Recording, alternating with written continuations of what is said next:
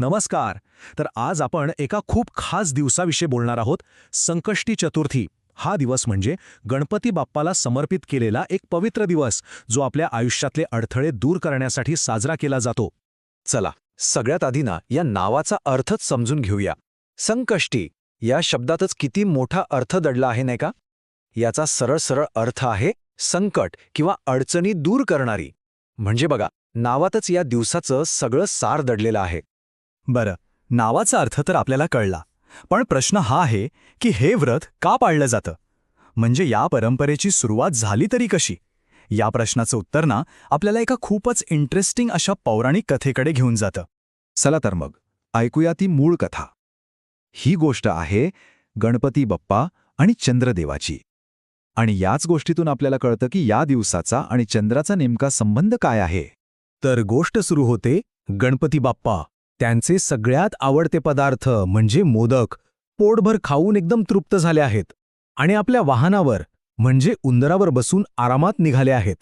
पण होतं काय की अचानक त्यांच्या उंदरासमोर एक साप येतो आणि तो बिचारा घाबरतो आणि या गडबडीत गणपती बाप्पांचा तोल जातो आणि ते जमिनीवर पडतात. तसं बघायला गेलं तर ही एक साधीच घटना होती, पण इथूनच सगळा प्रसंग घडायला सुरुवात होते. आणि मग यानंतर जे घडतं ना ते खूपच महत्त्वाचं आहे. आकाशातून हे सगळं पाहणाऱ्या चंद्रदेवाला काही आपलं हसू आवरता येत नाही आणि तो गणपती बाप्पांकडे पाहून हसायला लागतो. आता साहजिकच आपली अशी चेष्टा झालेली पाहून गणेशाला प्रचंड राग येतो आणि त्याच रागाच्या भरात ते चंद्राला एक मोठा शाप देतात की आजपासून जो कोणी तुला पाहिल त्याला खोट्या आरोपांचा सामना करावा लागेल. आपल्याकडून केवढी मोठी चूक झालीये हे चंद्राच्या लगेच लक्षात येतं आणि तो ताबडतोब गणेशाची क्षमा मागतो. त्याचा तो पश्चाताप पाहून गणपती बाप्पांचा राग थोडा शांत होतो आणि ते त्या शापाचा प्रभाव कमी करण्यासाठी एक अट घालतात. तर मग ह्या सगळ्या कथेचा सगळ्यात महत्त्वाचा भाग काय आहे? तर गणेशाने शाप तर कमी केला, पण तो एका दिवसासाठी तसाच ठेवला, तो म्हणजे भाद्रपद शुक्ल चतुर्थीचा दिवस.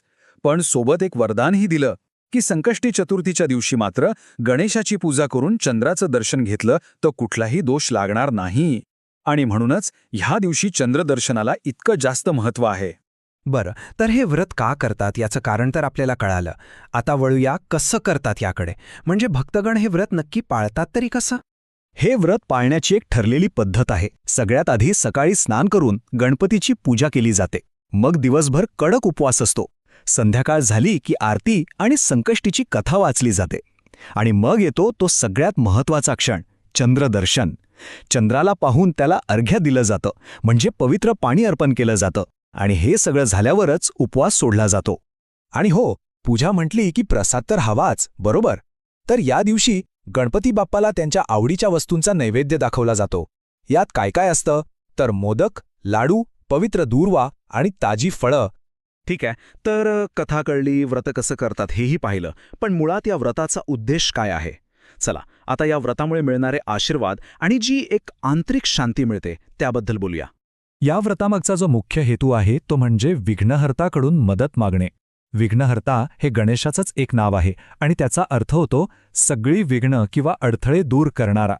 त्यामुळे हा दिवस खरं तर आपल्या आयुष्यातल्या अडचणींवर मात करण्यासाठी शक्ती मागण्याचा दिवस आहे. आणि गंमत म्हणजे या व्रताचे फायदे दुहेरी आहेत. म्हणजे ते आपल्या आयुष्याच्या दोन्ही महत्त्वाच्या भागांना स्पर्श करतात. एकीकडे कामात यश मिळणं, घरात सुखसमृद्धी येणं असे सांसारिक फायदे आहेत, तर दुसरीकडे मानसिक एकाग्रता वाढणं, संयम वाढणं आणि एक पॉझिटिव्ह एनर्जी मिळणं असे आध्यात्मिक फायदेसुद्धा आहेत.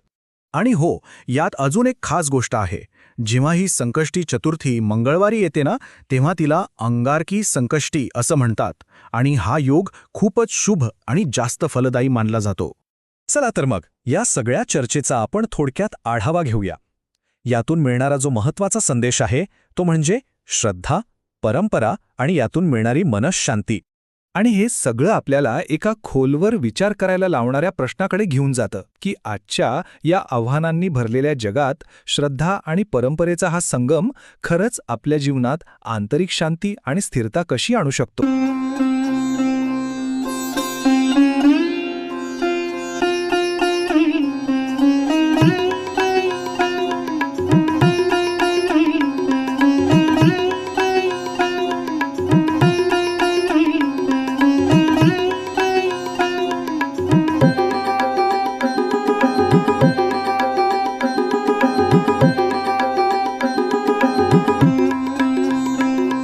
आहे.